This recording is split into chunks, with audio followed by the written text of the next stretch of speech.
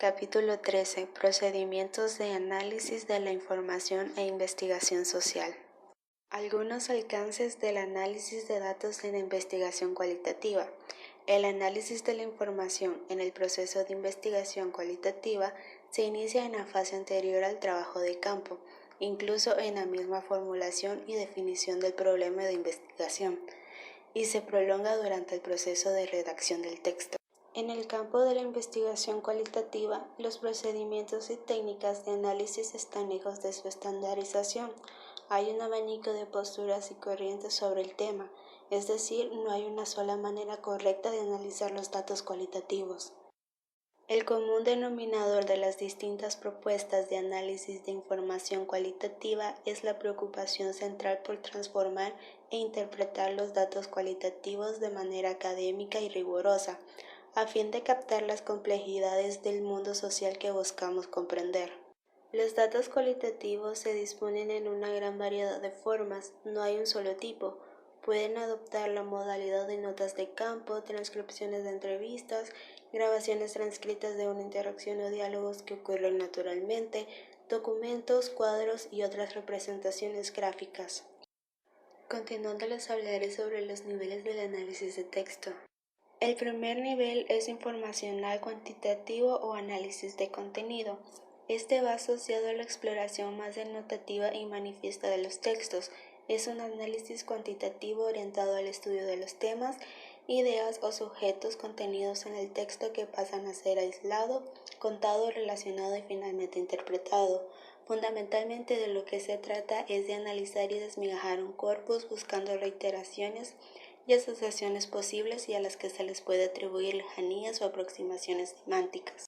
El análisis cuantitativo del discurso se encuentra dentro del estilo de la explicación, no de la comprensión, como un universo de objetos independientes de sus observadores, que funcionan desde la externalidad de los sujetos. Con ello, el marco conceptual de este tipo de aproximaciones es más bien conductista e individualista. El segundo nivel va unido a la tradición semiótica y la crítica literaria orientada al análisis estructural del lenguaje. Aquí la estructura del lenguaje es central, coordina y conjuga las unidades significativas elementales del propio texto, dándole coherencia y consistencia lógica. El código es el elemento dominador del análisis estructuralista.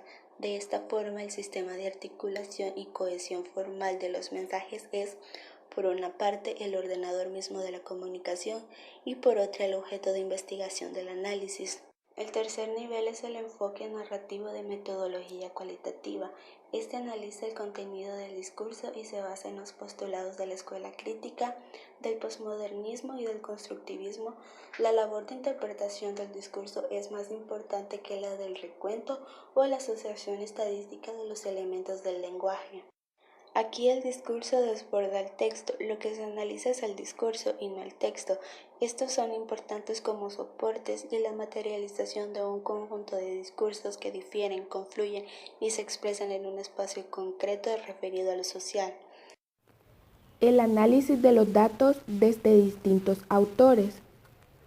A continuación, haremos una revisión más o menos general sobre algunas propuestas de análisis de acuerdo a distintos autores.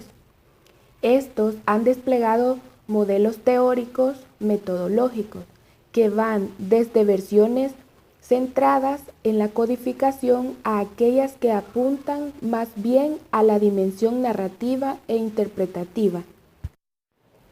Dicho esto, el primer enfoque de análisis que exponemos se refiere a la propuesta metodológica de Huberman y Miles.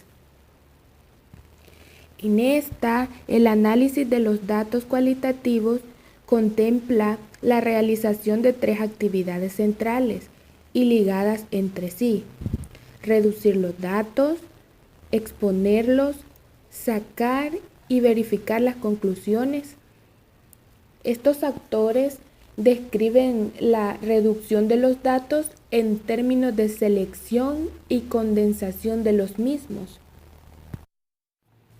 La estructura general de este modelo podría esquematizarse en las siguientes tareas. La primera es la reducción de datos. que incluye separación de elementos significativos, identificación y clasificación de elementos y agrupamiento del material. Los datos se reducen de manera anticipadora a medida que se escogen los marcos conceptuales, se refinan los instrumentos, casos y preguntas. Aquí los datos se resumen, codifican y descomponen en sus temas, subtemas, grupos y categorías. La siguiente es la disposición de datos. En esta se da una transformación y disposición de los datos. En este segundo subproceso se describe la forma como los datos reducidos se despliegan en formas visuales por medio de diagramas, mapas conceptuales o cuadros, a fin de mostrar lo que implican. El tercer subgrupo analítico que plantean estos actores es el de sacar y verificar las conclusiones. Es aquí donde se interpretan los datos expuestos y se extrae sus significados. Esta última etapa incluye un proceso para extraer conclusiones de acuerdo a los datos y a la teoría. Y se verifican las conclusiones, valga la redundancia, y se hace una integración de la teoría. De acuerdo a Ian Day, otro autor, en 1993, ampliamente difundido en las investigaciones cualitativas, presenta una estructura semejante de análisis de datos. En ella se considera principalmente en términos de identificar y vincular categorías analíticas. Pensando de esta manera, el análisis es el proceso de descomponer los datos en sus unidades constituyentes para revelar sus temas y patrones característicos. Este autor también desagrega el análisis de datos cualitativos en tres procesos relacionados, que son la descripción, la clasificación y las conexiones. En cuanto a la descripción, se dice que el análisis debe ofrecer primero unas descripciones minuciosas y amplias que incluyan el contexto de la acción, la intención del actor social y los procesos en los cuales está inmersa esta acción. En la clasificación, los datos aquí se deben clasificar para darles significados. Con esto quiere decir que los datos se van a categorizar y se les va a asignar a los trozos de datos ciertos temas y códigos.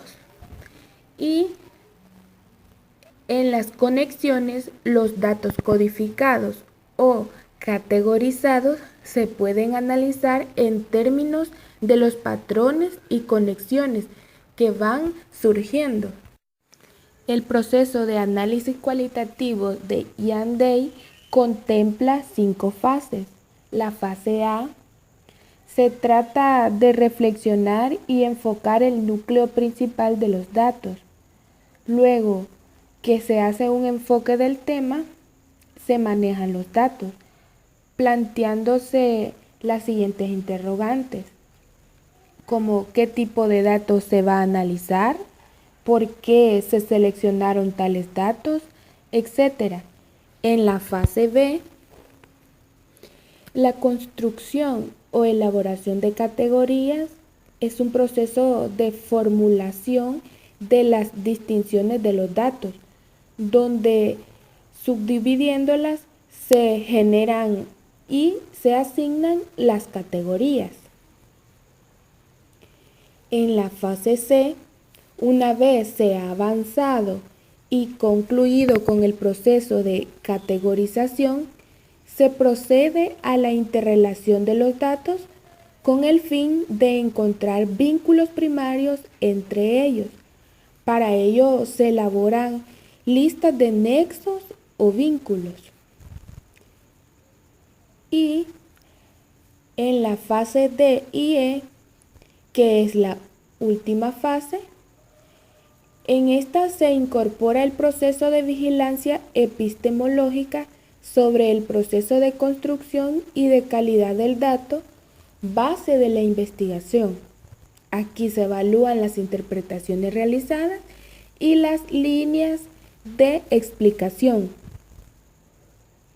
Con esta fase última se procede a la estructuración del reporte final y a la toma de decisiones sobre el soporte y el tipo de comunicación adecuada pertinente al trabajo.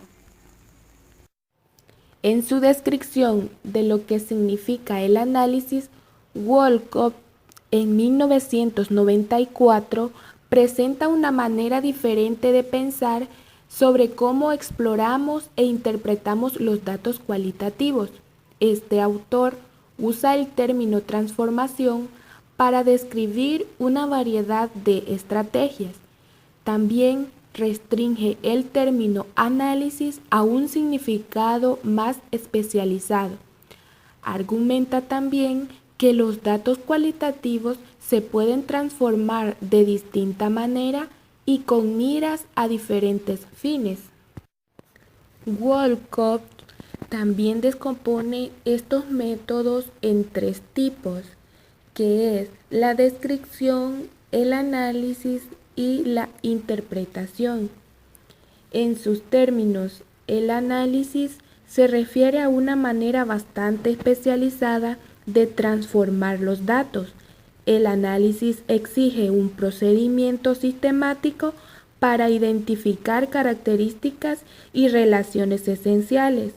Wolcott describe su tercera manera de transformar sus datos cualitativos como interpretación.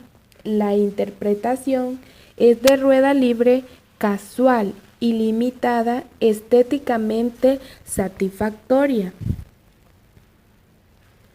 En cuanto a los actores Huberman y Miles, a diferencia, este autor, Wolcott, no concibe que la descripción, el análisis y la interpretación sean necesariamente parte de un esquema general que se debe aplicar en su totalidad en todos los casos.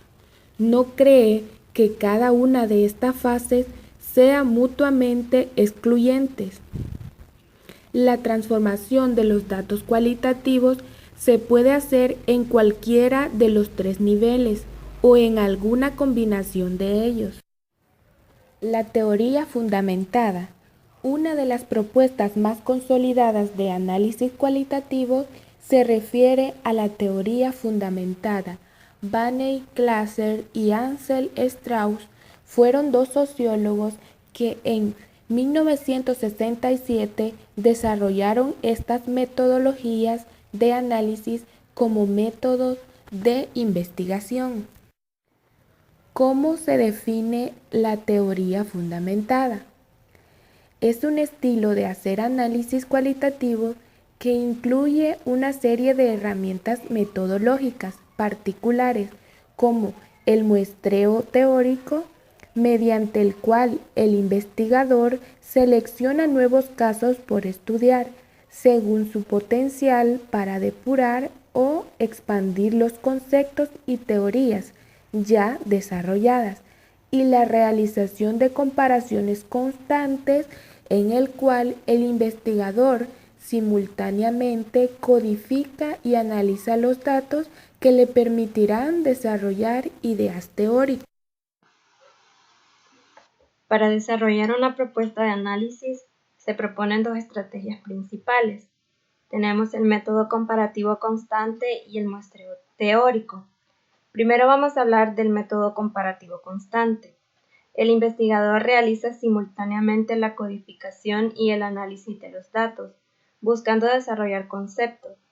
Luego, mediante la comparación continua de incidentes específicos, se van refinando estos conceptos, identificando sus propiedades, explorando sus interrelaciones para integrarlo finalmente en una teoría coherente.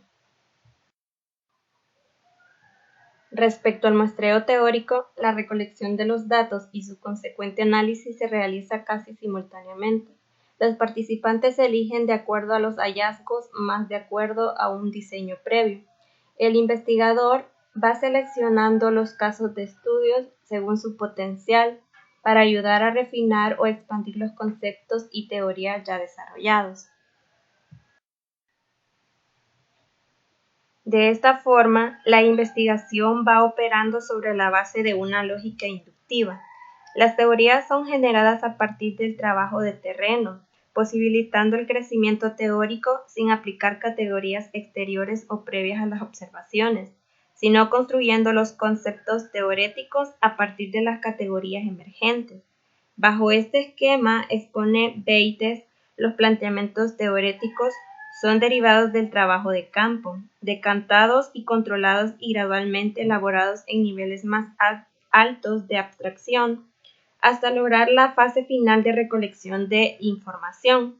Esta perspectiva permite a la teoría emerger desde los datos, por lo que no pierde en ningún momento su referente empírico, y permite a la metodología cualitativa el desarrollo de teoría y categorías significativas a los sujetos de investigación. Debido a la inseparable relación entre la recolección e interpretación, en el análisis cualitativo presenta un distingo respecto al análisis cuantitativo, ya que en la investigación cualitativa los datos requieren ser idealmente recogidos y analizados por las mismas personas que lo han recogido y registrado en sus propias anotaciones descriptivas y reflexivas, mientras que en la investigación cuantitativa las etapas de recolección y de análisis están separadas y pueden ser realizadas por personas diferentes. En esta orientación metodológica, el dato debe ser algo que siempre debe existir para poder hacer análisis metodológicos. Por eso es crucial dónde se encuentra el dato, sus fuentes. En este contexto, la teoría fundamentada utiliza, además de la observación participante y entrevistas, una serie de técnicas poco convencionales, datos extraídos de la experiencia propia o, como los autores llaman, comparación anecdótica.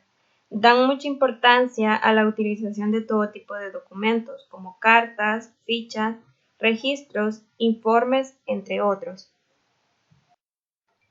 Una vez que el dato ha sido encontrado, se trata de crear categorías a través de un proceso de codificación. La codificación es un proceso intensivo donde palabra por palabra, línea por línea, párrafo por párrafo, se analiza el material empírico.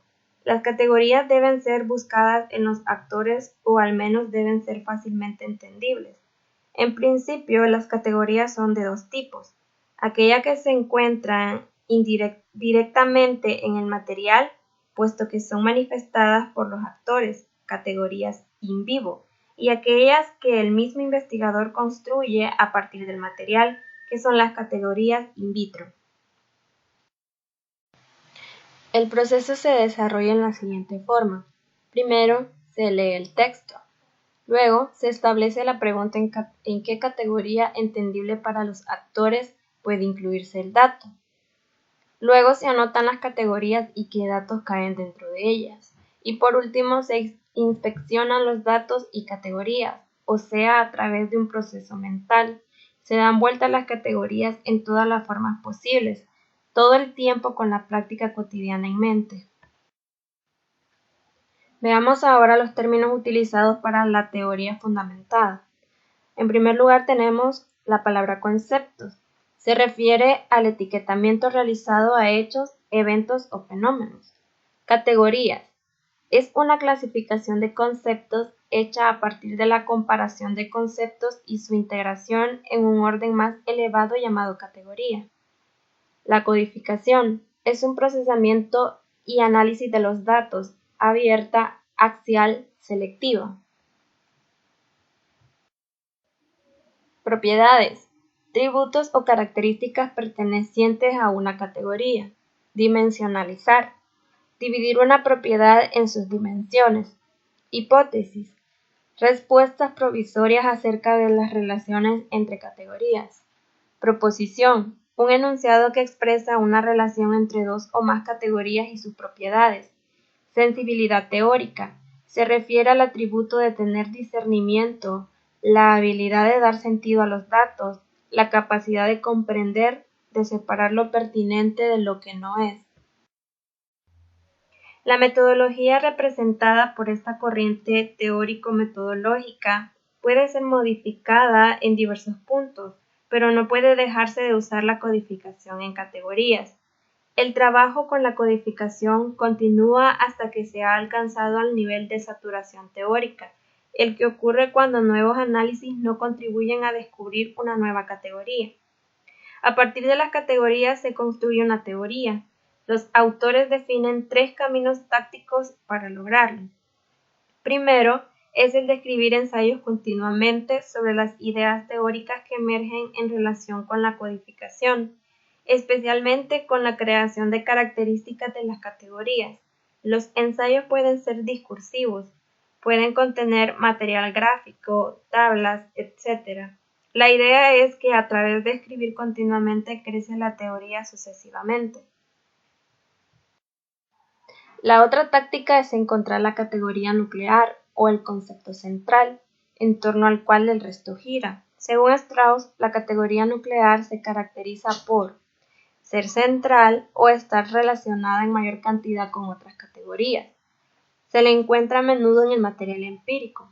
También es fácil de encontrar, desarrolla teoría y, por último, permite a través de sus características variación máxima en el análisis. La tercera táctica es dibujar diagramas o modelos sobre cómo las categorías están relacionadas entre ellas. En definitiva, puede decirse que la teoría fundamentada representa un camino cualitativo que se apoya decisivamente en el dato empírico sin caer en el empiricismo. Implica fundamentalmente un camino para generar teorías a partir de observaciones cualitativas, la que mediante un proceso intensivo de codificación permite el crecimiento del acervo teórico. Los conceptos y la codificación. La categorización y codificación consiste en identificar fragmentos de texto con temas o tópicos que los describen o interpretan, y asignar a cada fragmento un distintivo, código propio de cada categoría de elementos constituida. Implica el agrupamiento conceptual de las unidades en función de la afinidad en los temas a los que alude. Todos los investigadores han de ser capaces de organizar, manipular y recuperar los segmentos más significativos de los datos. La manera común de hacerlo es asignándoles etiquetas o membretes a los datos basados en nuestros conceptos.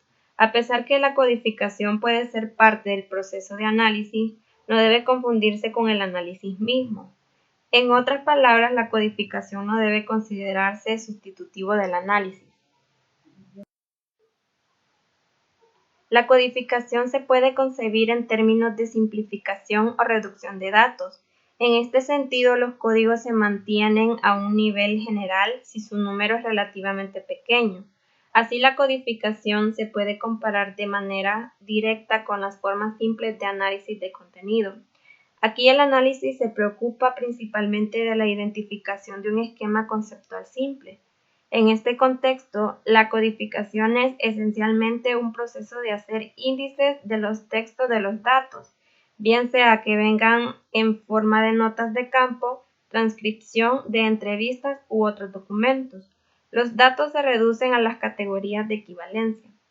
Otra manera es entender la codificación no como la reducción de los datos a una serie de denominadores comunes más generales, sino que se deben usar para expandir, transformar y reconceptualizar los datos abriendo más posibilidades analíticas. Se trata de expandir los marcos conceptuales y las dimensiones para el análisis. Una manera de comenzar a codificar es empezar desde la pregunta de investigación, que está latente y que inspiró el proyecto de investigación, o de una manera más inductiva, empezando por las categorías de los actores o informantes. En síntesis, empezar a crear categorías es una manera de comenzar a leer y a pensar sobre los datos de un modo organizado y sistemático. Qué codificar o qué categorías crear dependerá siempre en parte de la intención del análisis de los datos. Dos ideas fundamentales deben ser tenidas en cuenta a la hora de seleccionar el criterio de codificación o de categorización. 1. La codificación empieza siempre con un sistema abierto de categorías para ir progresando a medida que las categorías se hacen más definitivas y completas, hasta acabar con un sistema cerrado de codificación. Y 2. Cada una de las diferentes estrategias de análisis, la etnografía, la semiótica, la desconstructiva, conllevan la construcción y utilización de categorías específicas. El sistema concreto y final de categorización es el resultado de un compromiso heurístico entre ambas orientaciones, la teoría y la pragmática. El código resultante es un mapa al que en todo momento se puede añadir categorías, lo mismo que suprimirlas o reformularlas. Es importante señalar que la codificación, sea esta hecha en forma manual o mecánica, que es computacional, ambos métodos presentan ventajas e inconvenientes. En términos generales, existe una distinción entre diferentes modalidades de categorías abiertas, centrales, axiales y selectivas. Veamos la codificación abierta. Esta trata de expresar los datos y fenómenos en forma de conceptos. Con este fin, primero se desenmarañan los datos, se clasifican las expresiones por sus unidades de significado, palabras individuales, secuencias breves de palabras, para asignarles anotaciones y sobre todo conceptos. La codificación abierta es el análisis intenso hecho alrededor de unas categorías cada vez en términos de los elementos del paradigma, lo que permitirá develar las relaciones entre esas y otras categorías y subcategorías, avanzando así a la fase o momento siguiente de la integración de categorías y propiedades. Durante la codificación abierta, los datos se descomponen en partes, se examinan y se comparan en busca de similitudes y diferencias. Los sucesos, acciones que se consideren conceptualmente similares, se agrupan bajo conceptos más abstractos denominados categorías. A veces resultan cientos de códigos. El paso siguiente será categorizar estos códigos agrupándolos en torno a fenómenos descubiertos en los datos que son particularmente relevantes para la pregunta de investigación. Las categorías resultantes se asocian de nuevo a códigos que son ahora más abstractos que los utilizados en el primer caso. Es importante que el nombre de la categoría deba ser sugerido por el contexto en el que se ubica el acontecimiento. Agrupar los conceptos en categorías porque permite reducir el número de unidades con las que se está trabajando. Una vez que se identifica una categoría, el analista puede empezar a desarrollarla en términos de sus propiedades y dimensiones específicas. La codificación abierta se puede aplicar en diversos grados de detalle. Un texto puede codificarse línea por línea, oración por oración o párrafo por párrafo. O se puede asociar un código a textos enteros, un protocolo, un caso, etc. La pregunta de investigación depende de cuál de estas opciones se escoja del material, del estilo personal del analista y del estadio que haya alcanzado la investigación. Es importante no perder contacto con los propósitos de la codificación, descomponer y comprender un texto y asignar y desarrollar categorías y ponerlas en orden en el curso del tiempo. Y acá tenemos un ejemplo de codificación línea por línea. Codificación axial es el proceso de relacionar las categorías con sus subcategorías, denominadas axial, porque la codificación ocurre alrededor del eje de una categoría y enlaza las categorías en cuanto a sus propiedades y dimensiones. Estas categorías axiales se enriquecen por su ajuste con el mayor número de pasajes posibles. Por último, se elaboran las relaciones entre estas y otras categorías. Lo que es muy importante, se clasifican o establecen las relaciones entre las categorías y sus subcategorías.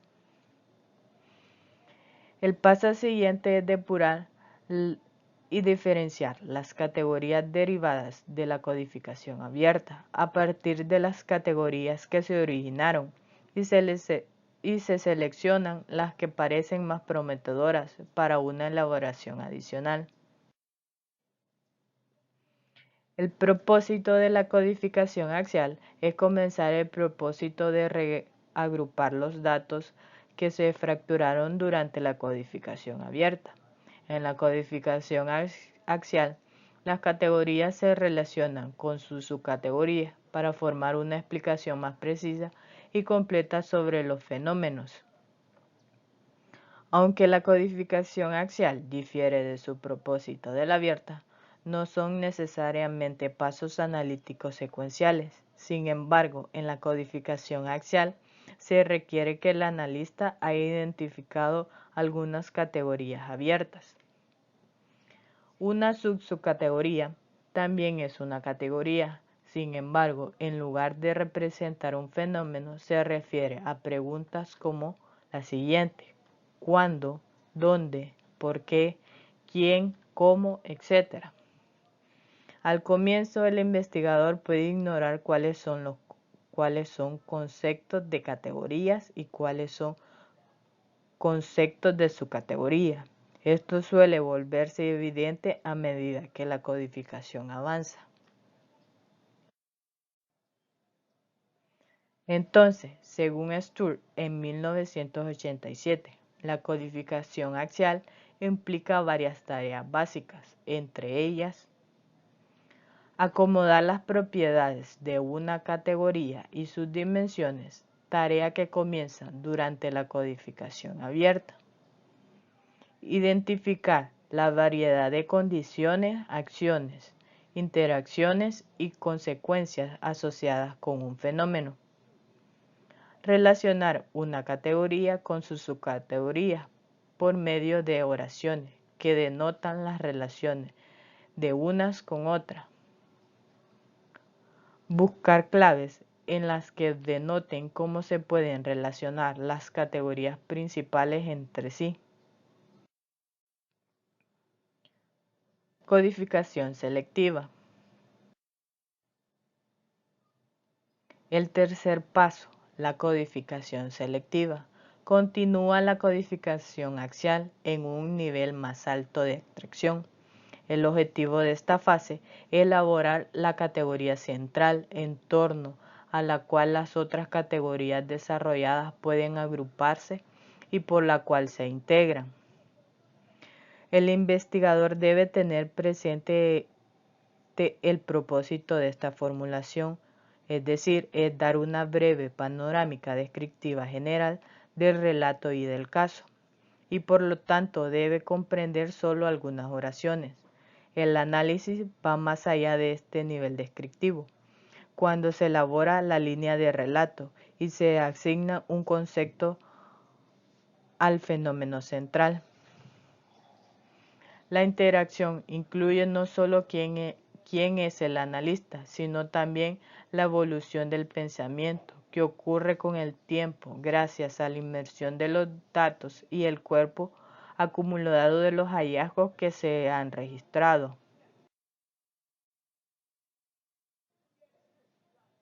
Por último, se formula la teoría con mayor detalle y se comprueba de nuevo frente a los datos el procedimiento de interpretar datos, como la integración del material adicional. Se realiza hasta lograr la saturación teórica, es decir, cuando una codificación adicional o el enriquecimiento de las categorías ya no proporcionan nuevos antecedentes importantes de considerar. Descubrir la categoría central. El primer paso para la integración es determinar una categoría central. La categoría central representa el tema principal de la investigación, aunque la categoría central va evolucionando a partir de la investigación, también es una atracción. En un sentido exagerado, consiste en todos los productos de análisis, condensando en unas cuantas palabras que parece explicar de qué se trata la investigación. Criterios para escoger una categoría central. Una categoría central tiene el poder analítico. Lo que otorga tal poder es la capacidad de reunir las categorías para formar un todo explicativo. Además, una categoría central debe poder dar en cuenta de una considerable variaciones dentro de las categorías.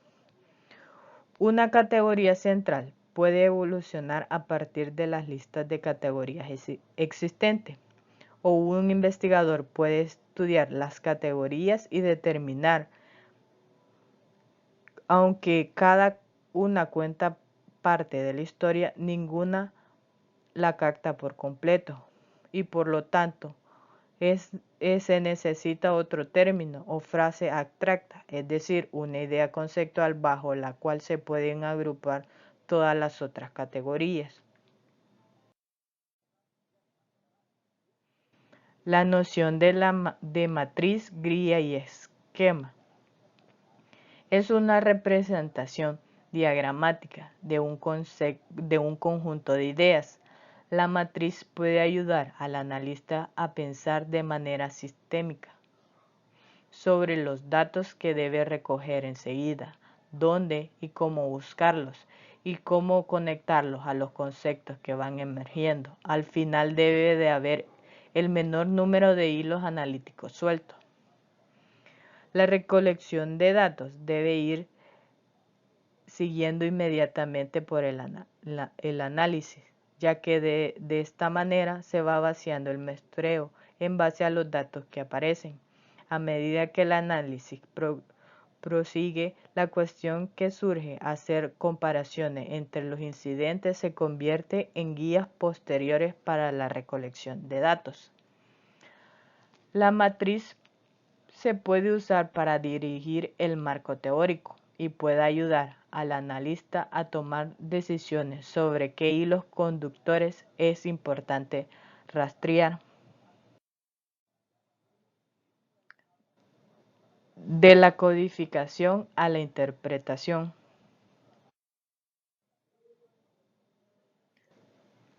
La codificación de los datos cualitativos le permite al investigador reconocerlos y recontextualizarlos, así como obtener una visión global de los que poseen. No obstante, un asunto clave es qué hacer con los datos cuando ya fueron seleccionados, recortados, fragmentados, se codificaron y se categorizaron. Además, hay que tener en cuenta que la codificación, aunque la reorganización de datos también involucra cierta cantidad de pérdida de información, esto depende de cuán profunda y detallada se haya hecho la codificación. Una vez terminada la codificación, es preciso interrogar los datos y explorar de manera sistemática para generar significado. El analista no suele limitarse a presentar los resultados del análisis, destacando como conclusiones los principales hallazgos alcanzados a partir de los datos. Su esfuerzo se dirige por lo general a buscar una explicación, a contextualizar los hallazgos en el marco de desarrollo teórico sobre el tema, a compararlos con otros trabajos de investigaciones similares. La interpretación de los resultados puede hacerse siguiendo algunas de las siguientes vías planteadas por Gill en 1994. Encontrar conexiones entre los elementos de significado tópicos destacados en el conjunto de datos, comparando los resultados con los obtenidos por otros investigadores en estudios similares. buscando datos adicionales que den la clave para comprender los resultados del estudio, contextualizando los hallazgos en un marco teórico de referencia que expliquen las conductas, opiniones y actitudes observadas, recurriendo a la propia experiencia e intención del analista. El primero, los datos codificados necesitan recuperarse. Esto es esencial. Significa que los datos de la recontextualizados han de ser expuestos de tal manera que puedan leerse con facilidad.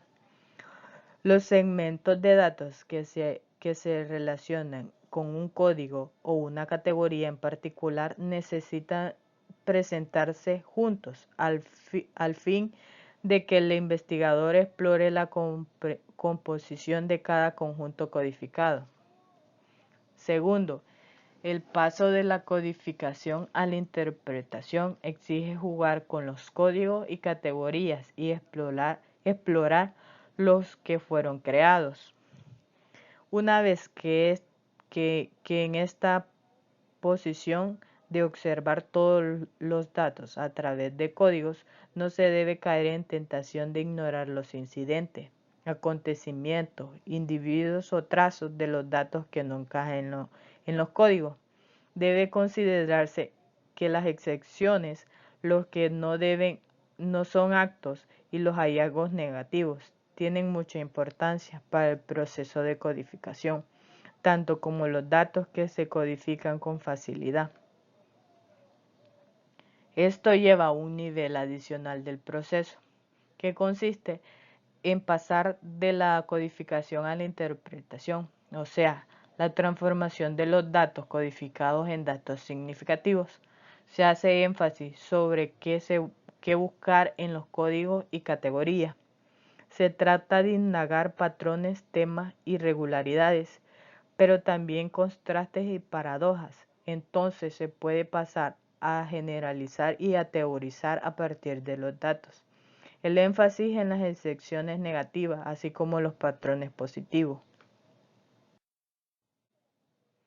Los códigos pueden presentar categorías de diferentes especies. Algunas de ellas ya implican marcos interpretativos y vinculan segmentos de datos con conceptos emergentes. Por ende, no siempre necesitamos pensar en codificar primero y teorizar después.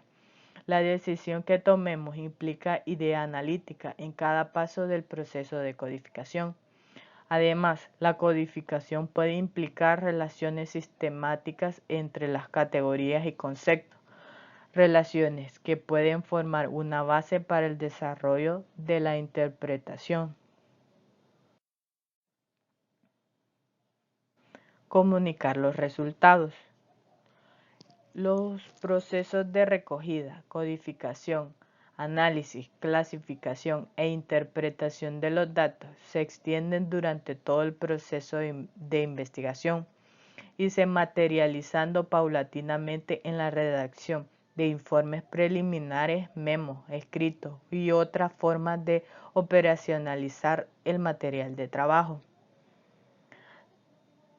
Tanto en las decisiones de un esquema de redacción, la elaboración de matrices y diagramas, la conceptualización de aproximaciones interpretativas, entre otras, contribuyen a un avance importante en la redacción del informe final y debería posibilitar a los investigadores a presentar finalmente los resultados a través de publicaciones de artículos o libros.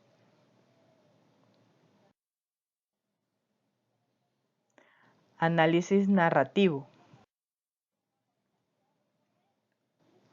Otra manera de concebir el análisis de la información desde la investigación cualitativa es aquella que releva la narración o relato en cualquiera de sus modalidades. De hecho, no es posible imaginar un mundo sin narraciones, sin ser capaces de oír, ver o leer lo que otros han creado, no tener acceso a las conversaciones, a los textos impresos, películas, cuadros, es decir, la narración contribuye un género fundamental que la organiza los modos en que pensamos e interactuamos unos con otros.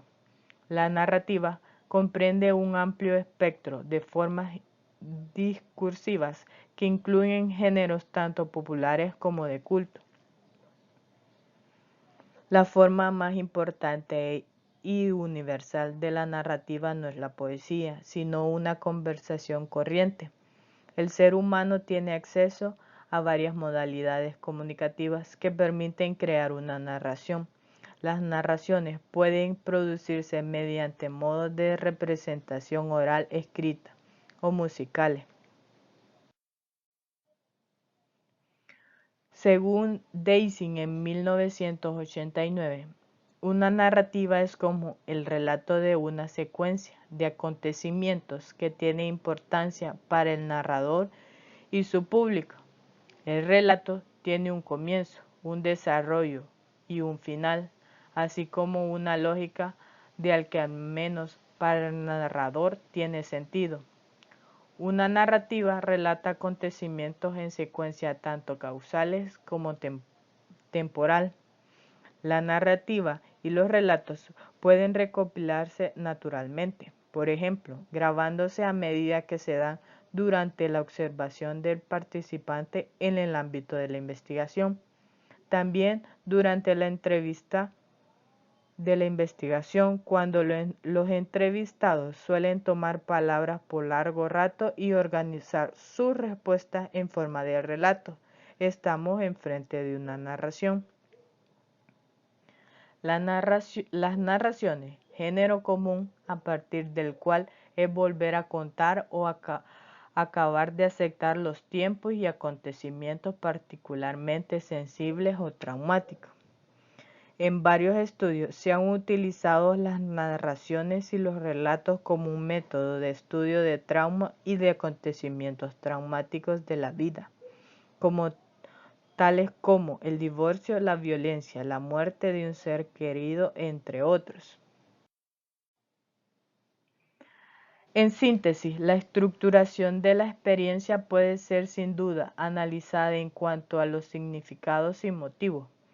Las cualidades propias de la narración, ya sea aquella obtenida naturalmente o si es guiada en una investigación, le permite al analista considerar cómo ordena y cuenta su experiencia, los actores sociales y por qué recuerdan y vuelven a contarlo como lo hacen.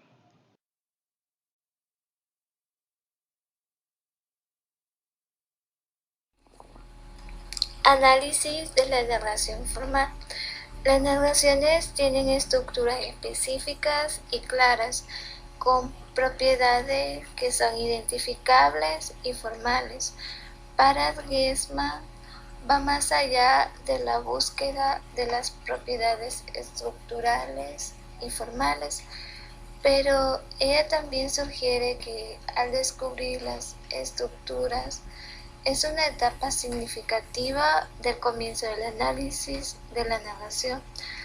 Al comenzar con la escritura de la narración, los investigadores deben evitar leer solo buscando el contenido. La atención a la estructura de la narración puede incluir la observación de la forma como está organizado el relato, cómo se desarrolla el cuento y dónde comienza y termina la narración. Esto se puede hacer mientras se leen y se trabajan las transcripciones de los relatos y ofrece una manera de comenzar a encontrar el centro del análisis. Al analizar la narración, se puede usar las estructuras para poder identificar cómo cuenta la gente las historias, de modo como lo hacen, cómo dan forma a los acontecimientos que relatan, cómo hacen para mostrar sus ideas, cómo empacan los eventos narrados y sus reacciones a ellos, y cómo articulan las narraciones con el público o los públicos que los escuchan.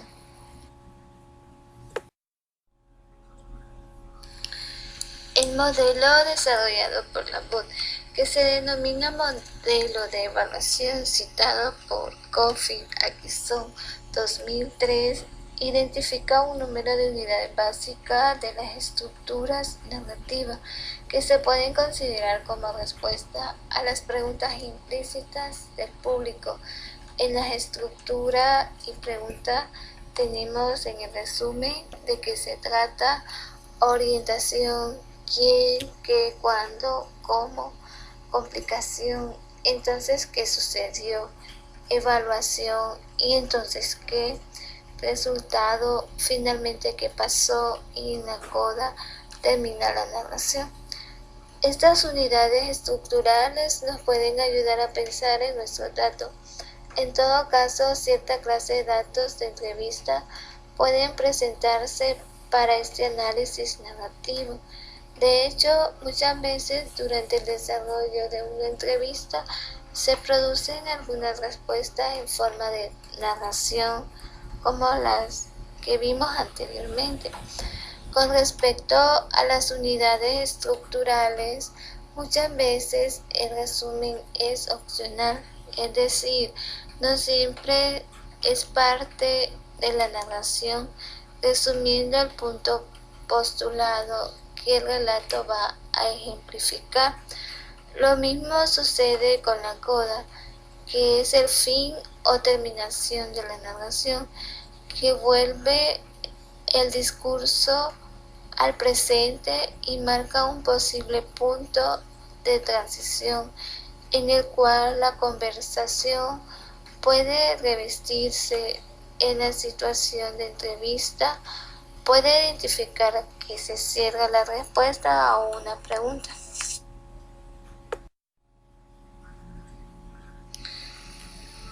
La narrativa como crónica es la manera como los autores sociales o como todos alguna vez relatamos las experiencias vividas y así hacemos una crónica de nuestra vida en términos de un conjunto de acontecimientos, sucesos, influencias y decisiones.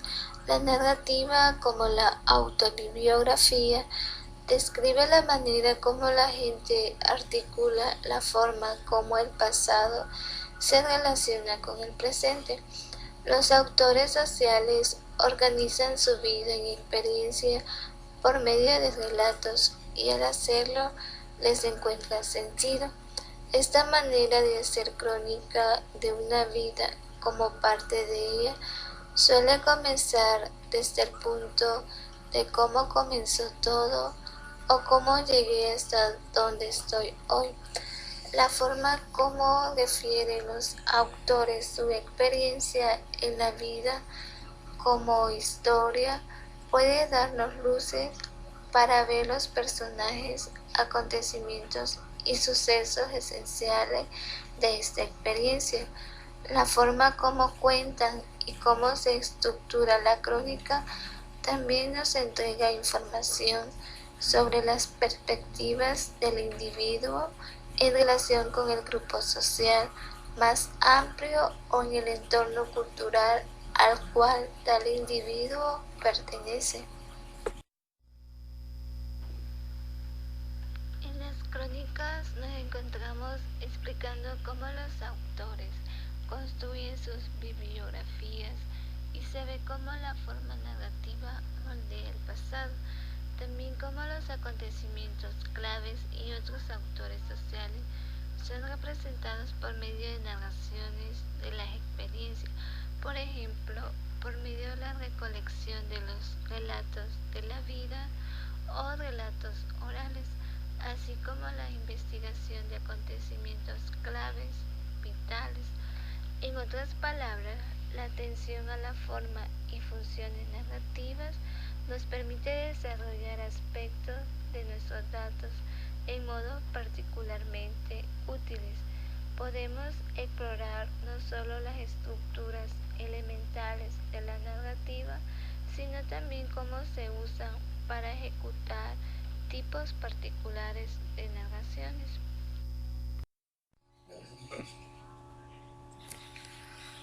El análisis crítico del discurso. Es un instrumento que permite entender las prácticas discursivas que se producen en todas las esferas de la vida social, en la que el uso de palabras oral y escrita forman parte de las actividades que en ellas se desarrollan. Se puede aplicar y se está aplicando en el ámbito tan diversos como la sanidad, divulgación del saber, la administración de la justicia, los medios de comunicación de masa, las relaciones laborales, la publicidad, la traducción, la enseñanza, es decir, donde se dan relaciones interpersonales a través del uso de las palabras y personas con características diferentes como edad, sexo, lengua, nivel de conocimiento, etc. Para muchos investigadores, el trabajo analítico debe apelar según el tipo de problema que se plantee y los materiales que se aborden en una u otras disciplinas, como por ejemplo la antropología lingüística, etnografía de la comunicación, interaccionismo simbólico, análisis de la conversación, sociolingüística, etc. Todas estas disciplinas están implicadas porque están relacionadas con el lenguaje. El análisis crítico del discurso va a estudiar ejemplos concretos y frecuentes extensos de la interacción social cuando adopta una forma lingüística o parcialmente lingüística. Es decir, que el análisis crítico se va a caracterizar por una propuesta distintiva de la relación existente entre el lenguaje y la sociedad, y también en la relación existente entre el propio análisis y las prácticas analizadas. Buen día, licenciada, compañeras y compañeros. Siguiendo con el tema, decimos que el análisis crítico del discurso interpreta el discurso, ya sea a través del lenguaje hablado o escrito, como una forma de práctica social. Según los planteamientos de algunos escritores, como por ejemplo Teun Van Dijk,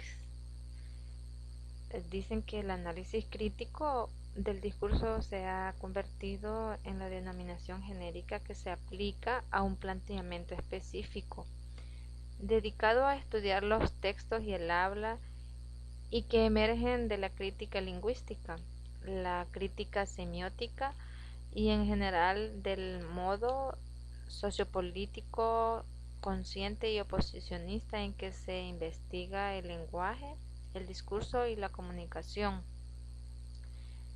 Cuando los menciona la semiótica, esta se refiere o significa ciencia que estudia los diferentes sistemas de signos y que permite la comunicación entre individuos.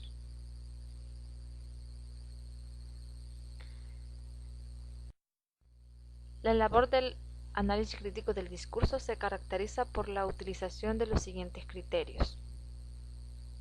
Iniciando con el primero, que dice: se dirige más hacia los problemas o los temas que hacia los paradigmas. Acá pues cualquier planteamiento teórico y metodológico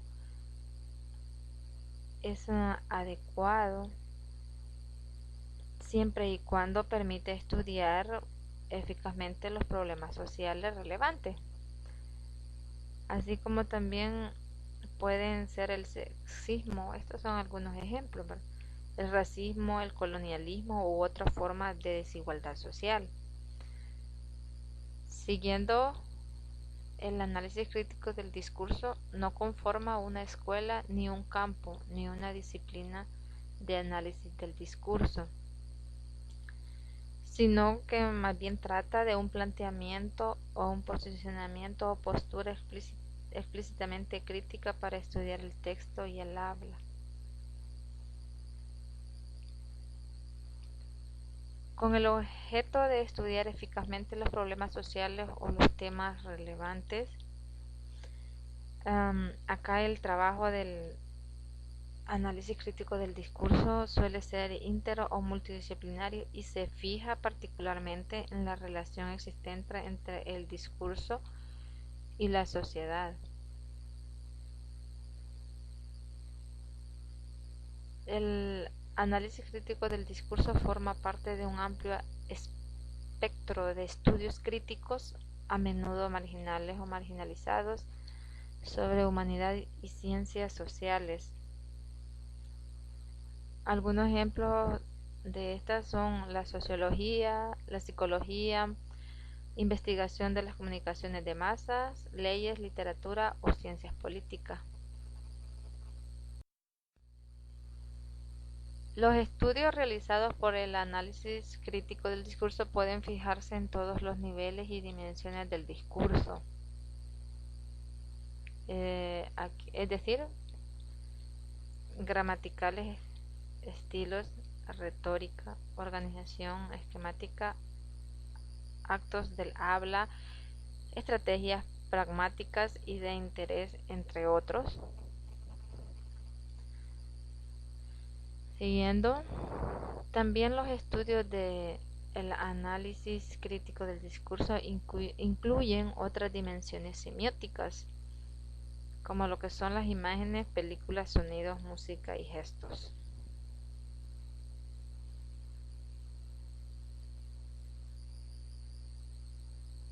Además, vamos a seguir con Cuando se analiza el rol del discurso en la sociedad, el análisis crítico del discurso se centra particularmente en las relaciones de poder, de dominación y desigualdad, así como también en la manera en que los integrantes de un grupo social lo reproducen o les oponen resistencia a través del texto y el habla. La labor del ACD se dirige a las estructuras y estrategias de dominio y resistencia, tanto las desarrolladas en el discurso como las legitimadas.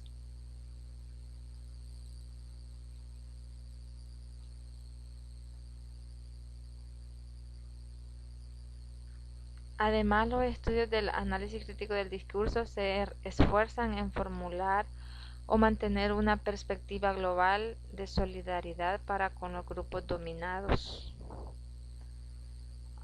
Por ejemplo, digamos, formulando propuestas estratégicas que ejerzan y desarrollen un contrapoder o una contraideología hacia lo que estos grupos dominados están experimentando. El análisis crítico del discurso va más allá de las controversias tradicionales utilizadas en la investigación científica, pues ya que la introducción crítica conlleva una ética social o política, lo que no pocas veces es considerado académicamente correcto, desde la visión objetiva, científica, carente de crítica.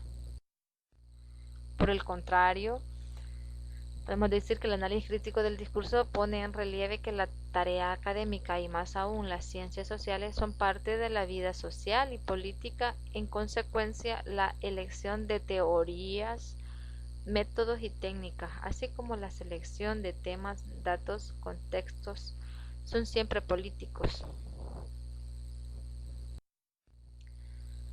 Un análisis crítico del discurso operativo debe ser efectivo.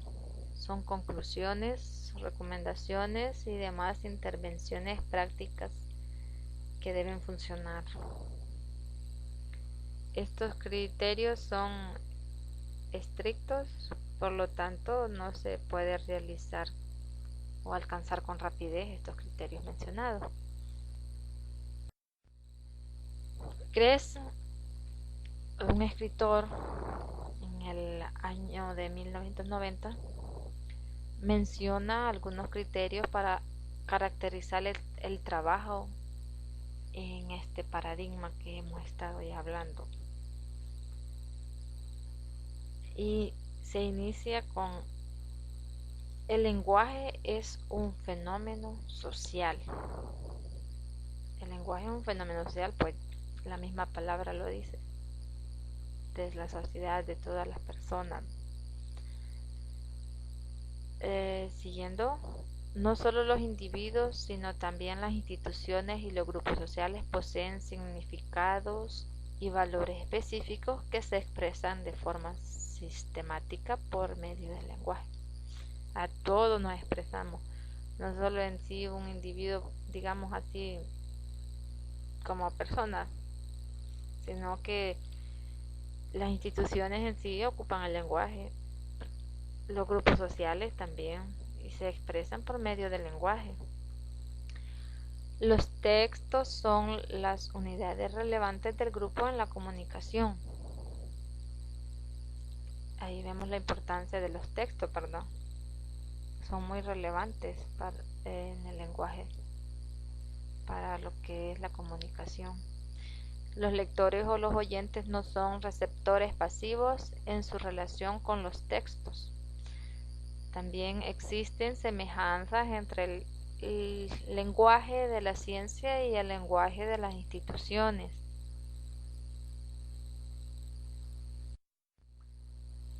La metodología del análisis crítico del discurso.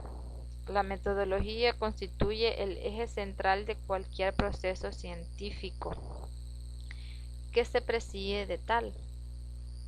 Cuando decimos preside, pues que se valora, ¿verdad? Habitualmente está indicada la vía o las vías a seguir, ya sea desde la perspectiva del investigador o investigadora, de las asunciones teoréticas. Acá la palabra teoréticas está dirigida más que todo al conocimiento teórico, no a la acción ni a la práctica, sino que es como la teoría, digamos,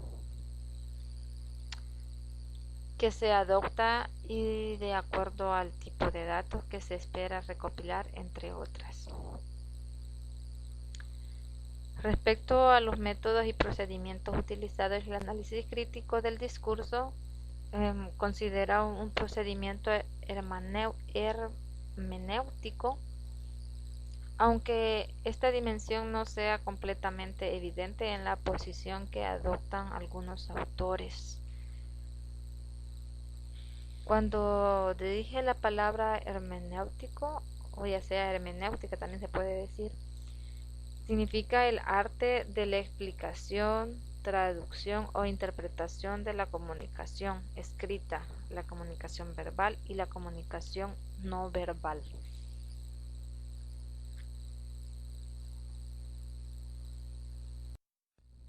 El análisis crítico del discurso, como otras propuestas, no ha estado exenta de controversias. Siempre hay quien salga, digamos, criticando algo, ¿verdad? Así como lo es Widdowson en 1995, que cuestiona el concepto de discurso como una categoría vaga y la falta de una clara demarcación entre texto y discurso.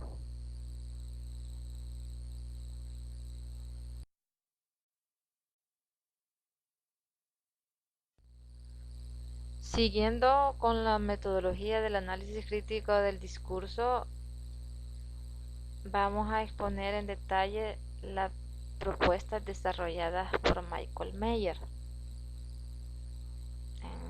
escrita en el 2003.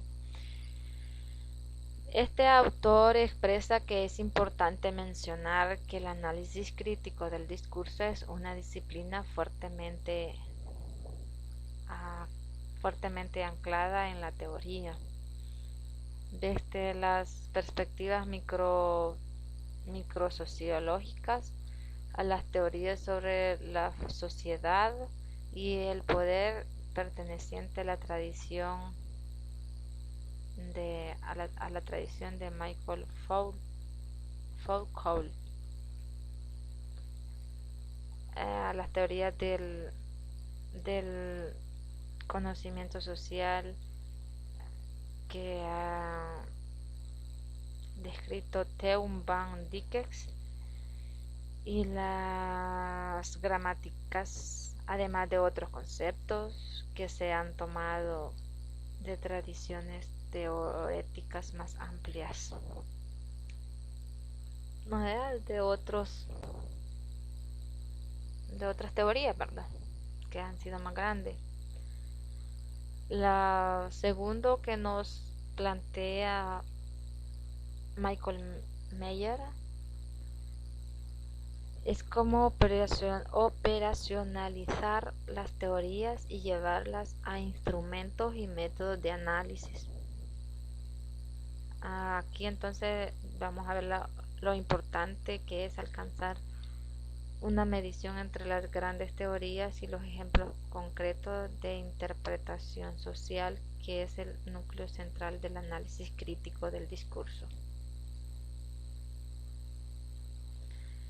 Respecto a las metodologías descritas al análisis crítico del discurso, encontramos de diversas índoles, aquellas que son variantes de la hermenéutica, otras perspectivas interpretativas con distintos énfasis e incluso también procedimientos cuantitativos.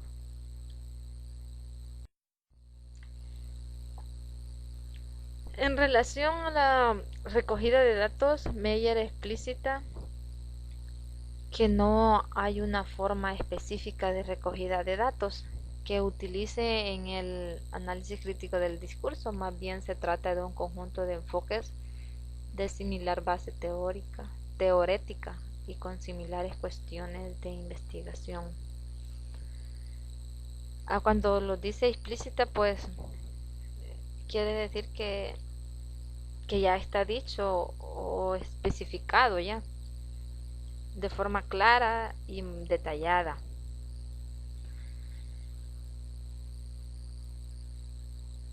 Incluso también podemos decir que, según Meyer, hay autores que ni siquiera explican la forma que han recogido la información, pero sin embargo, al igual que en la teoría fundamentada, se destaca que al recopilar los primeros datos, estos sean analizados, hallar indicadores para formular conceptos concretos y elevar categorías. Y sobre la base de estos hallazgos, que han sido los primeros que se han encontrado, por decirlo así, ¿verdad?, recoger nuevos datos, configurando así el muestreo teorético. Cuando dice muestreo teorético se refiere entonces a la teoría que se va a recoger, ¿verdad?, a que se va a tener en cierta investigación.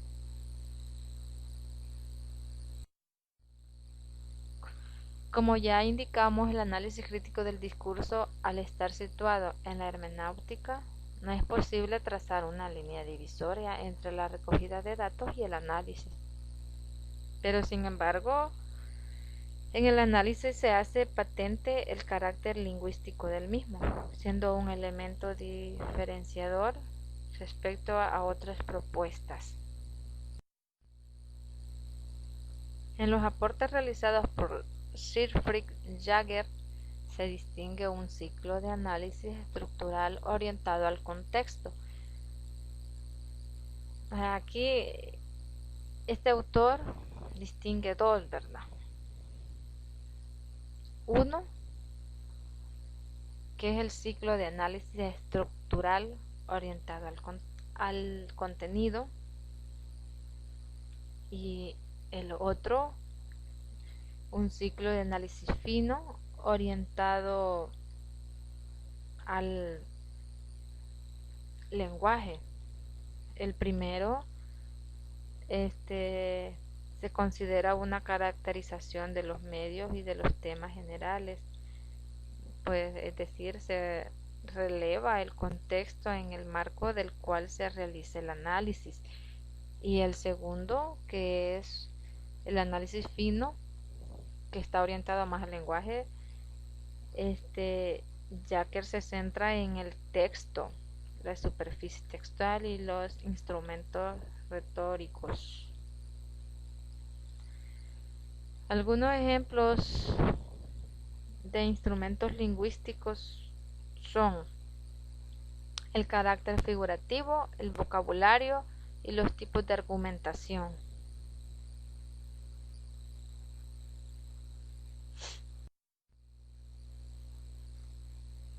Jagger considera aspectos cualitativos y cuantitativos de estas dimensiones, lo que significa que analiza el tipo y la forma de argumentación, determinadas estrategias de argumentación, la lógica intrínseca y la composición de los textos, las implicaciones y las insinuaciones que se pueden haber expresado tácitamente, el simbolismo colectivo, el uso de metáforas, etc., presentes en el lenguaje y en los contextos gráficos, como la estadística, fotografías, imágenes, caricaturas, los giros, refranes, tópicos, vocabularios y estilos utilizados, los autores, sea personas o estructuras pronominales, las referencias, por ejemplo, a la ciencia, pormenores relacionados con las fuentes de conocimiento, etc.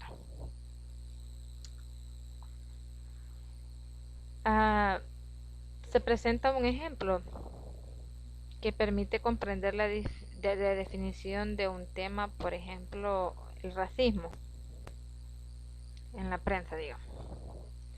No implica reducir la búsqueda solamente a aquella expresión de esta ideología, que es la palabra racismo, sino que por el contrario se debe determinar la ubicación en la que se expresa dicha ideología. Esta ubicación se encuentra en el discurso sobre los inmigrantes, son ejemplos, digamos, donde se encuentra el racismo, por decirlo así, sobre los refugiados, sobre el derecho de asilo, etc. En otras palabras, este discurso, o llamado también hilo discursivo, proporciona el material que será investigado.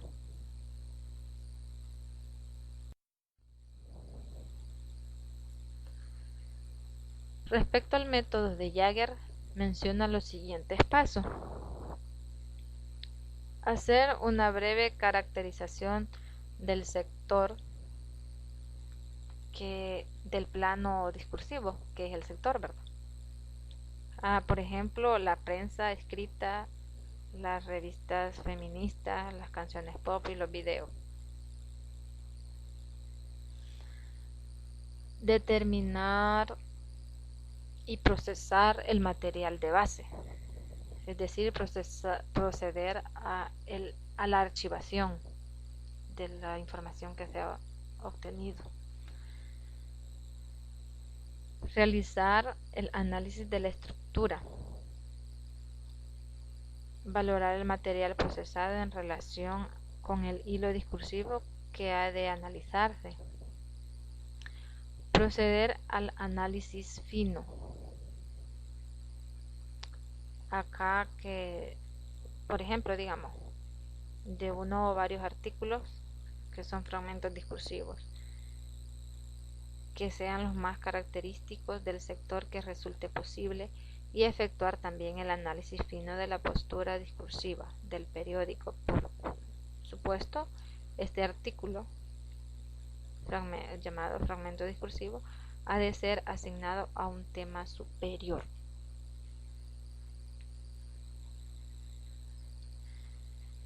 Luego se hace un análisis global del sector estudiado. Este implica que la totalidad de los resultados fundamentales que se hayan averiguado hasta el momento ha de quedar reflejado e incorporado a las afirmaciones globales del hilo discursivo del sector investigado.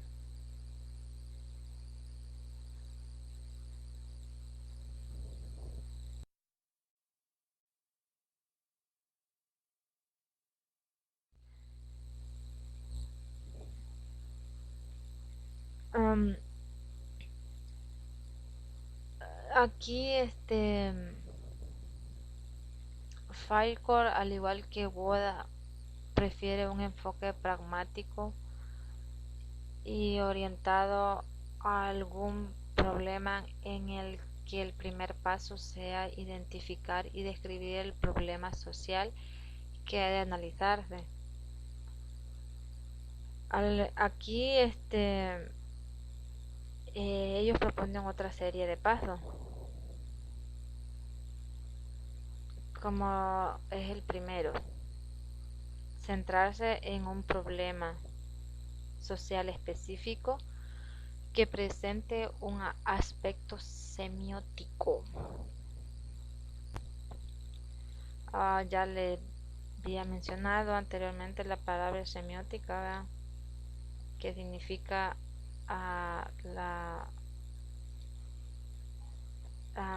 digamos, la comunicación por signos, ¿verdad?, o imágenes.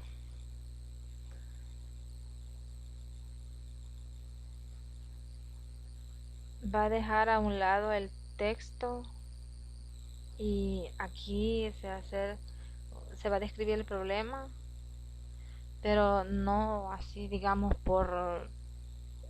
en texto, sino que por medio de semiótica. Identificar los elementos dominantes, estilo, variedades discursivas y discursos que constituyen este aspecto semiótico. Examinar la gama de diferencias y la diversidad de estilos, variedades discursivas y discursos que integran este aspecto. Identificar la resistencia contra los procesos de colonización efectuados por los estilos, las variedades discursivas y los discursos dominantes. Luego de estos pasos previos, Falcor sugiere realizar el análisis estructural del contexto y luego el análisis interaccional. Este último centrado en características lingüísticas como los agentes, el tiempo, la modalidad y la sintaxis.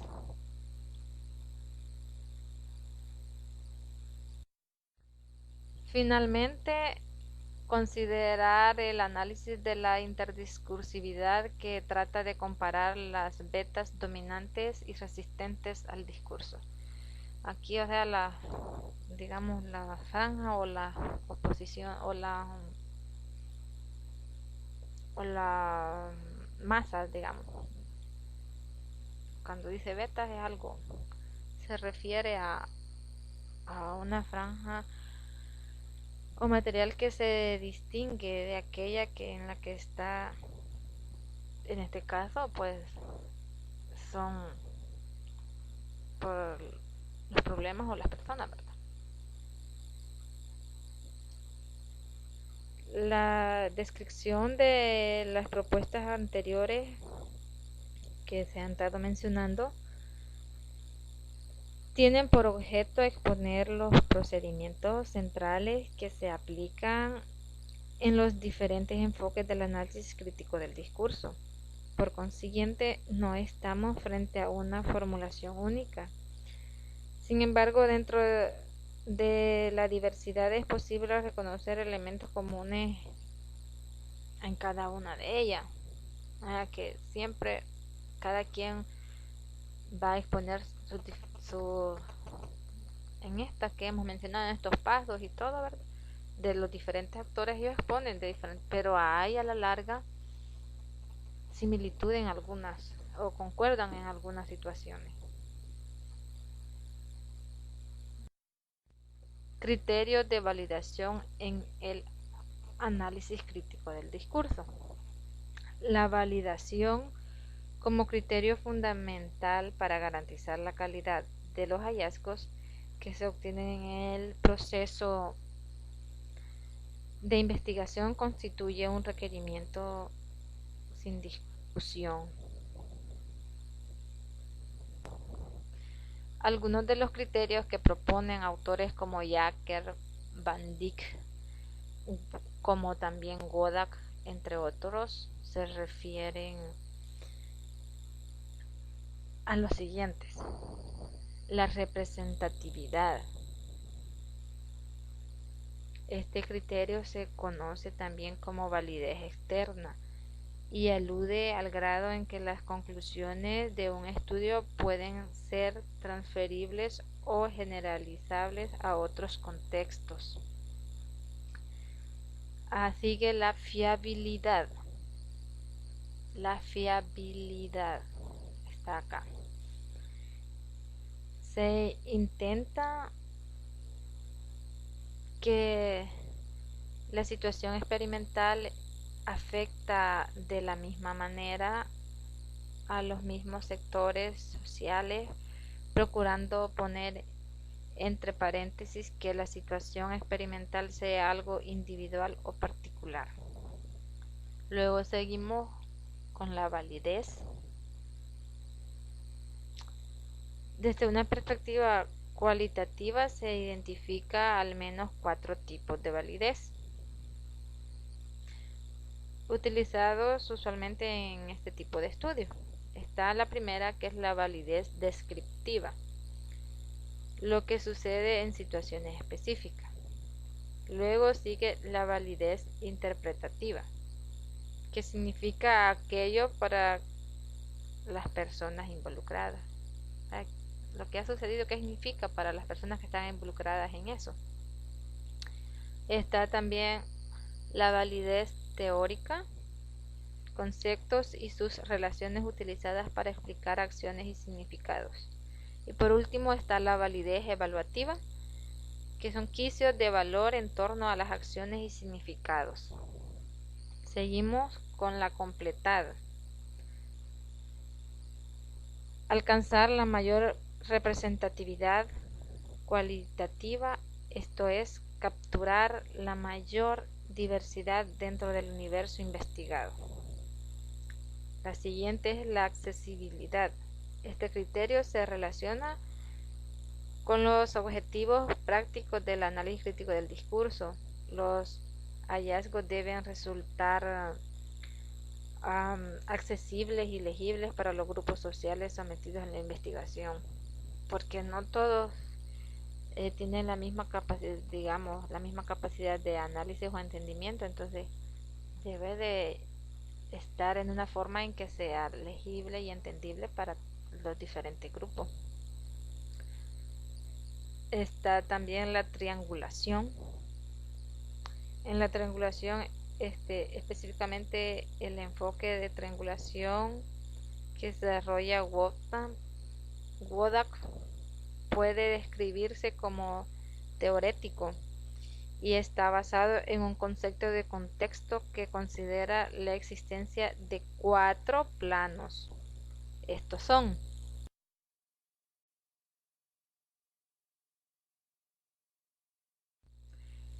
el primero es el inmediato contexto interno al lenguaje o interno al texto.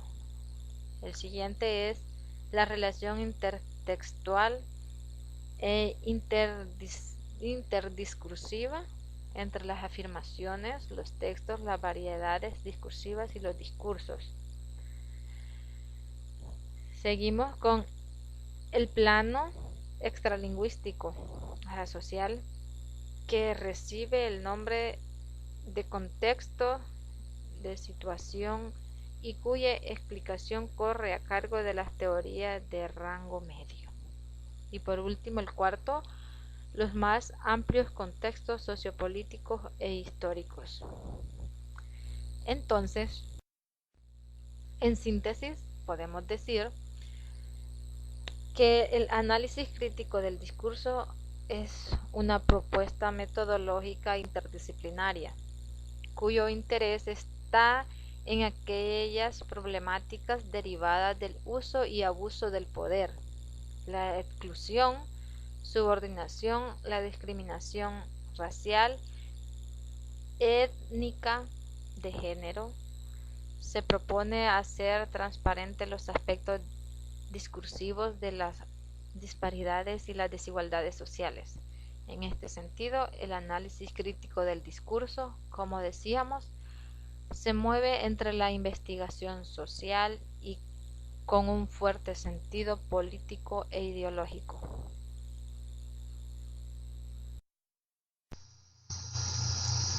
Capítulo número 14.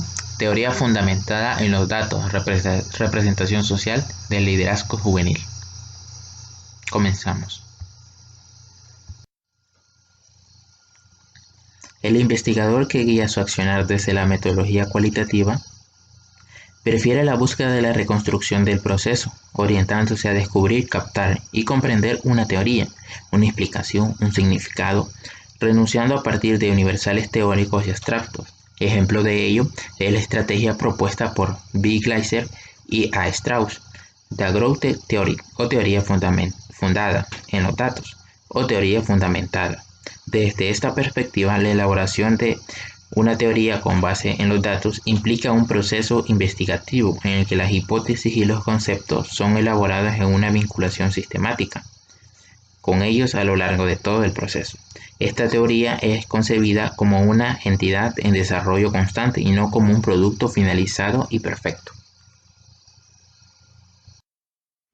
La generación de teoría sigue un procedimiento de análisis inductivo basado en el dato empírico, utilizando un riguroso y constante método de análisis comparativo. El razonamiento inductivo requiere que el investigador considere que en la construcción de las categorías de análisis intervienen sus propias percepciones de la realidad, con un conjunto complejo de contextos cognitivos teóricos. La teoría fundamentada en los datos busca el conocimiento profundo de un fenómeno social a partir de la construcción de teoría. Para ello, el investigador debe utilizar diversas fuentes, procedimientos y técnicas que permitan encontrar el dato. Es por esta razón que no solo se apoya en técnicas de observación participante y entrevista, sino que también en información extraída de su propia experiencia o de cualquier documento que sea relevante, rediseñando y reintegrando de manera constante sus nociones teóricas, a la vez que revisa su material en una constante comparación.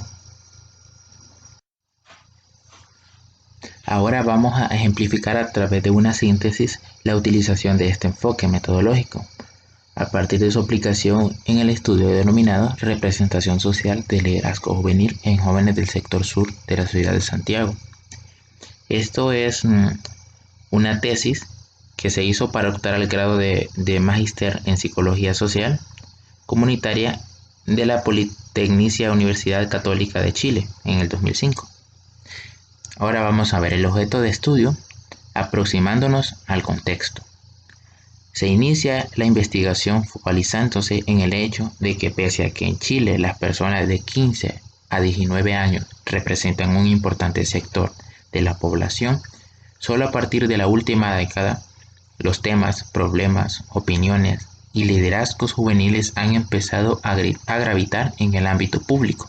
Es así que el abordaje de la realidad juvenil desde las políticas públicas presentan algunas deficiencias. Ejemplo de ello son los programas de formación de líderes juveniles, los que han estado basados exclusivamente en teorías del liderazgo adulto, desconociéndose cómo conceptualizan y explican los jóvenes el liderazgo juvenil. Esto nos quiere decir que esta investigación se hace para saber qué es para los jóvenes el liderazgo juvenil, ya que se han hecho programas de formación de líderes juveniles, pero basados exclusivamente en las teorías que tienen las personas adultas, en lo que es un liderazgo para las personas adultas y no para lo que implica este tema o este concepto para los jóvenes.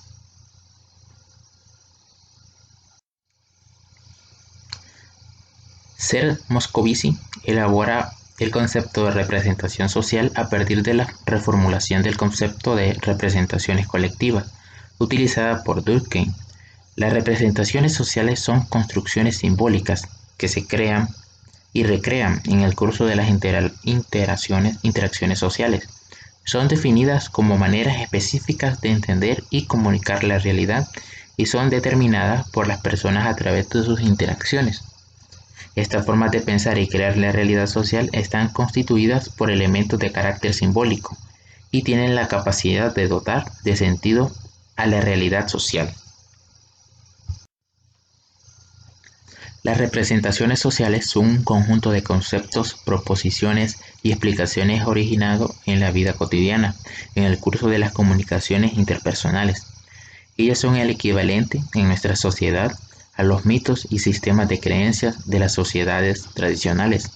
Pueden también ser vistas como una versión contemporánea del sentido común. Esto alude a imágenes y modelos explicativos que un determinado grupo poseen respecto de algún fenómeno. En el caso de este estudio, el modelo explicativo que los jóvenes poseen respecto del liderazgo juvenil. ¿Qué es para los jóvenes el liderazgo juvenil? ¿Qué es para ellos eso? A través de las representaciones sociales se expresan opiniones, actitudes, estereotipos, constituyéndose en entidades complejas con diversos sentidos. Así, las representaciones sociales adoptan diversas modalidades, como sistemas de referencia que permiten interpretar lo que ocurre e incluso dotar de sentido a lo inesperado, como categorías que permiten clasificar las circunstancias, los fenómenos y los individuos con los cuales se interactúa, o bien como teorías que permiten establecer relaciones entre ellos. Teoría fundamentada en los datos y representaciones sociales. El mencionado estudio se realiza específicamente desde la teoría fundamentada, estrategia metodológica poco utilizada en la investigación sobre liderazgo. Sin embargo, ha resultado ser una herramienta útil para clarificar la forma en que los líderes o seguidores potenciales lo ven. Ahora bien, en el caso de este estudio, se constituye en un método que permite reconstruir el modelo explicativo que los jóvenes poseen respecto al liderazgo juvenil, esto es, su representación social. El estudio tuvo un carácter exploratorio, con fines descriptivos e interpretativos, interesando caracterizar el contenido de la representación social. De esta forma, se describe el significado del liderazgo juvenil, las dimensiones involucradas en el mismo y los factores contextuales que definen y potencian el ejercicio del liderazgo juvenil desde la óptica de los jóvenes que viven en situación de pobreza, además de establecer una aproximación a un modelo teórico que facilite la comprensión de las relaciones entre los componentes. En consideración a los aspectos expuestos, el abordaje desde la metodología cualitativa permitió la construcción de conocimiento a partir de los conceptos y la comprensión de parte de la investigadora de los significados que los y las jóvenes le atribuyen al liderazgo juvenil, favoreciendo el desarrollo del estudio desde una perspectiva holística, priorizando la comprensión global de la representación social de liderazgo juvenil. Acá se ha tomado parte del conocimiento y significado que le dan los y las jóvenes al liderazgo juvenil y la comprensión de la investigadora para encontrar una nueva perspectiva, una perspectiva holística. Las características de los participantes se determinaron en forma preliminar, dejando abierta la posibilidad de incluir variaciones en los aspectos que los resultados emergentes demostrasen ser relevantes, dependiendo de las hipótesis que surgieron de los análisis sucesivos. A priori se definió como arranque muestral a una joven considerada por los docentes como líder informal en su recinto educacional, pero sin participación como líder formal, que asistiese al Liceo Villa La Pintana y que estuviese en el rango etario de los 15 y 16 años de edad. La selección de los participantes se realizó siguiendo los criterios del muestreo teórico, técnica según la cual la muestra se selecciona a través de una estrategia sucesiva, es decir, se eligieron los primeros entrevistados y se analizaron los datos obtenidos, desarrollándose conceptos, categorías conceptuales e hipótesis que fueron utilizados para generar criterios mediante los cuales se seleccionaron los siguientes participantes. Esto quiere decir que luego de la primera entrevista que se realizó, a partir de esto surgieron nuevos datos y a partir de estos datos se realizaron nuevas hipótesis, surgieron nuevas categorías, nuevos conceptos que tenían que ser investigados. Entonces, a partir de esto, seleccionaron los siguientes participantes para poder dar resultado a estos nuevos datos y a estas hipótesis que se crearon. De acuerdo al criterio de relevancia, que es la capacidad que tiene para promover el desarrollo de categorías emergentes, se fueron eligiendo a los participantes que permitían ampliar el rango de heterogeneidad, tratando de hacer emerger nuevas categorías de análisis, a fin de orientar la selección de nuevos participantes. Así, la heterogeneidad del muestreo estuvo determinada por la hipótesis que se fueron generando, de modo tal que la variación se dio en las siguientes características de los y las entrevistados: el sexo, la edad, la comuna de residencia, el líder 1, no líder, líder formal, líder informal, tipo de establecimiento educacional al que asistían. Es así como dependiendo de las personas que fueron entrevistadas, los jóvenes que fueron entrevistados, así fueron surgiendo nuevas categorías. Procedimiento de recolección de información. Obtenido el consentimiento escrito de participación en el estudio, se entrevistó a los participantes utilizando entrevistas que se manejaron en forma flexible, sobre la base de ejes temáticos, los cuales evolucionaron según los resultados de los primeros análisis. Se efectuó un total de 9 entrevistas individuales, las que fueron de 2 tipos y que corresponden a etapas sucesivas del estudio. Primero, la entrevista en profundidad, que son las 7 primeras, y la focalizada, que son las 2 restantes. Las entrevistas individuales en profundidad permitieron establecer los primeros contenidos y las primeras hipótesis. En las etapas más avanzadas del estudio se efectuaron las entrevistas focalizadas, las que posibilitaron contrastar los contenidos e hipótesis emergentes y por ende una precisión temática mayor. Primero lo que se hizo fue que obtuvieron el consentimiento escrito de los participantes que iban a ser entrevistados y las entrevistas se manejaron de forma flexible, siempre tocando los temas importantes, y a partir de estos resultados preliminares surgieron nuevas hipótesis que tenían que ser estudiadas. Entonces se hacen dos entrevistas, 2 tipos de entrevistas. Se hacen las 7 primeras, que son para obtener la primera información, y a partir de esta información que se obtiene se generan nuevas hipótesis y se hacen 2 entrevistas más focalizadas. Y así, mediante esto es más fácil tener una precisión temática mayor, porque se obtiene más información y más contenidos.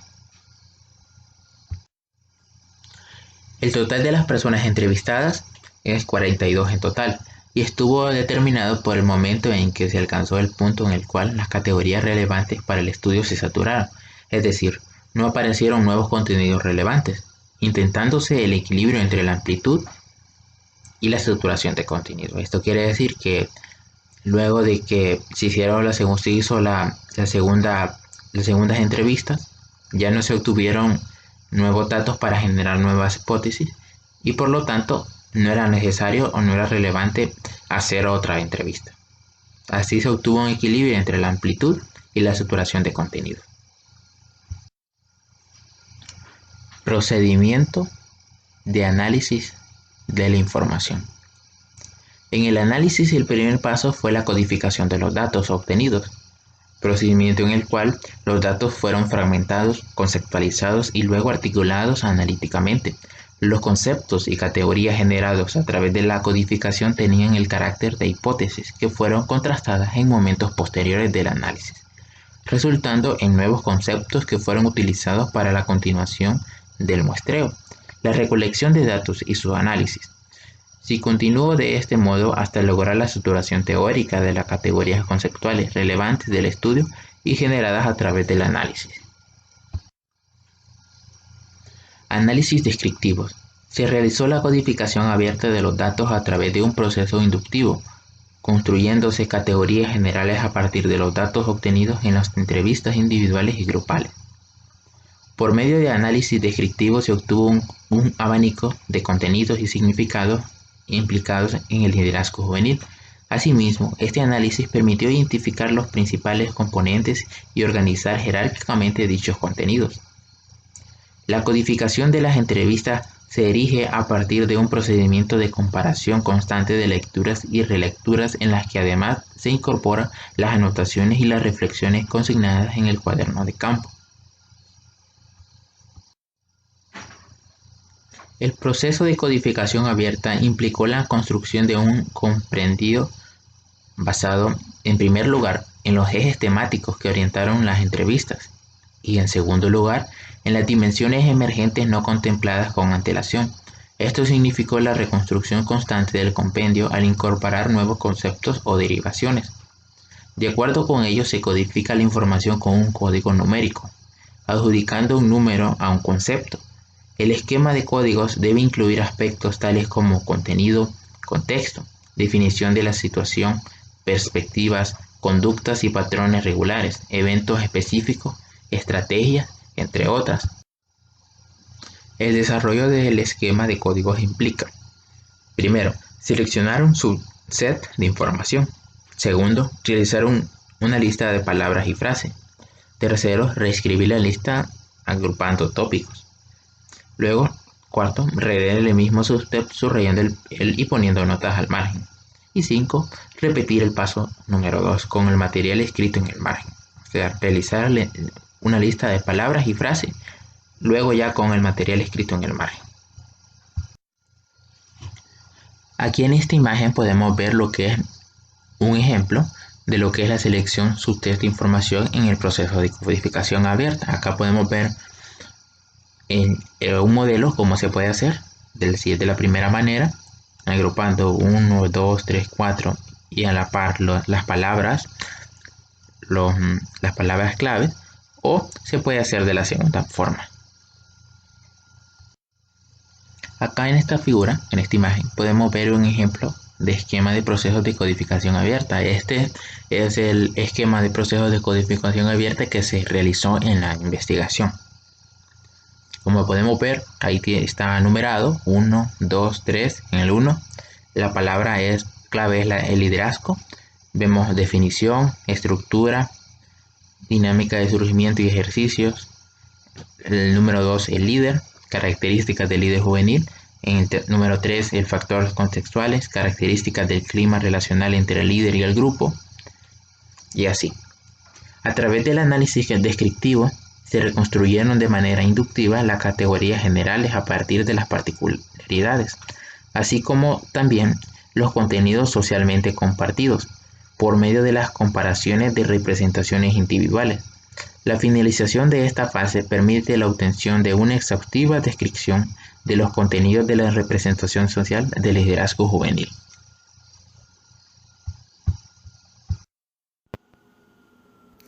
Análisis relacional. En este análisis se establecieron las relaciones y jerarquías entre los diferentes contenidos que arrojaron los resultados descriptivos. Se realizó en 2 etapas sucesivas. La primera es la codificación axial y la segunda es una aproximación a la codificación selectiva. Una vez identificadas las dimensiones y sus propiedades, en la codificación axial se generaron modelos comprensivos sobre diferentes aspectos a partir de las relaciones que se establecieron sobre ellas. En la segunda etapa, aproximación a una codificación selectiva, se construyó un acercamiento a un modelo comprensivo general acerca de la representación social que tienen los jóvenes sobre el liderazgo juvenil, articulando los aspectos esenciales de los resultados obtenidos en torno a este objeto de estudio. Este último constituye el eje significativo articulador del modelo emergente. Es importante recalcar que el modelo constituye un modelo de desarrollo y en ningún caso se constituye en un proyecto finalizado. En la siguiente imagen se nos muestran dos perspectivas. La perspectiva de los jóvenes de centro de reinserción socioeducacional y de los jóvenes de liceo. En cuanto a los jóvenes de centro de reinserción, ellos nos dicen de que el líder no siempre es necesario, ya que este es autoinstituido, violento y no legitimado, por lo tanto tienen una actitud negativa hacia él. En cambio, los jóvenes del liceo dicen de que siempre existe un líder, ya que este es imprescindible, aportador, guía, superior y legitimado. Estos tienen una actitud positiva hacia el líder. Y esto corresponde a la fuente de poder en ambos grupos. Aunque, como bien lo dice el ejemplo, es una fuente de poder llegada desde perspectivas diferentes, ya que uno utiliza la violencia para ejercer y el otro utiliza la confianza. Tanto a partir de la codificación axial como de la codificación selectiva se reconstruye una aproximación a la estructura interna de la representación social del liderazgo juvenil, intentando una diferenciación entre los contenidos nucleares y los contenidos periféricos. Contenido y estructura de la representación social. A continuación, se presenta un fragmento de los resultados obtenidos a través de la utilización de la teoría fundamentada como herramienta metodológica para reconstruir la representación social del liderazgo juvenil. El significado del liderazgo juvenil. El significado del liderazgo juvenil emerge desde su visión sociopolítica, la violencia que se caracteriza el clima relacional en el que se desenvuelven y desde la construcción de su identidad social. Para los fines de este capítulo se tomarán solo algunos aspectos relacionados a la visión sociopolítica y el clima relacional. Como podemos ver en la figura 5, los contenidos de representación social del liderazgo juvenil, que son la visión sociopolítica, la violencia y la identidad social. Visión sociopolítica y liderazgo juvenil. Esta visión se expresa en la construcción que los jóvenes hacen de ser humano y en la visión que ellos tienen de sociedad. La visión política del acceso a las oportunidades, la movilidad social percibida y las desigualdades visualizadas en torno a la distribución de los ingresos, dependiendo del tipo de establecimiento al cual asistirán y el sector poblacional en el que residan. En el siguiente diagrama se pone, por ejemplo, que para los jóvenes que asistan a liceos municipalizados, las personas en términos generales se diferencian según habilidades y conocimientos, existiendo una jerarquía entre ellas según se tenga en menor o mayor grado. En cambio, para los jóvenes que asistían a centros de reinserción, las personas en general son iguales, en tanto personas y su valía, independientemente de sus competencias. Nadie es superior o inferior a otros, razón por la cual nadie se tiene derecho a mandar a uno a otro. Desde su discurso se desprende que esta igualdad se expresa en su grupo de pares. Quienes comparten las mismas condiciones de pobreza están expuestos a los mismos daños y cuentan con las mismas carencias y el mismo déficit de oportunidades. Reconocen diferencias en términos de características entre las personas. Sin embargo, ello no determina que existan superiores o inferiores. En este sentido, los jóvenes que han sido excluidos del sistema educacional formal sienten que comparten las mismas condiciones de pobreza, están expuestos a los mismos daños y cuentan con el mismo déficit de oportunidades. Se sienten con menos capacidades, con menos ideas, sin los recursos suficientes como para lograr lo que se propongan y que sus acciones no tendrán efectos deseados. La asistencia a centros de reinserción socioeducacional solo les permite nivelar estudios, es decir, cumplen con la reinserción educacional, aunque aparentemente no lograrán la reinserción social, por lo menos desde la perspectiva de ellos mismos. Los jóvenes de los liceos y en los centros de reinserción exponen que existe una escala social jerarquizada, definida por el nivel de ingresos económicos y se sitúan a sí mismos en el tramo inferior de la escala. A su vez, para los jóvenes de centros de reinserción existirá un determinismo en relación a la posición que se ocupa en la jerarquía. Las personas que se encuentran en los peldaños inferiores en esta escala no tienen movilidad hacia los peldaños superiores, independientemente de lo que haga por cambiar de un lugar en la jerarquía y de la utilización de los recursos disponibles, ya sean estos internos o externos.